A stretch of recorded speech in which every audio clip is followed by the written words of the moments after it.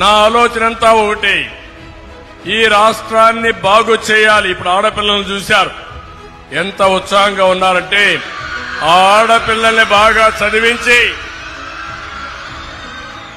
మంచి ఉద్యోగాలుగా వచ్చే విధంగా నైపుణ్యాన్ని పెంచితే ఈ ఆడబిడ్డలు ప్రపంచాన్ని శాసించే పరిస్థితి వస్తుంది. అది నా కళ. సంపద సృష్టించడం తెలిసిన పార్టీ తెలుగుదేశం పార్టీ. అది దేశానికి అందించిన పార్టీ కూడా తెలుగుదేశం పార్టీ అని చెప్పి నేను మీకు తెలియజేస్తున్నారు. ఎవరు ఊహించినప్పుడు ఇన్ఫర్మేషన్ టెక్నాలజీకి నాంది పలికాం. అది ఈరోజు నాలెడ్జ్ ఎకానమీకి ఒక బ్యాక్ బోన్ అయ్యే పరిస్థితి వచ్చింది. భవిష్యత్తులో నా కోరిక ఒకటే, ప్రపంచంలోనే తెలుగు జాతి నెంబర్ 1 గా ఉండాలి.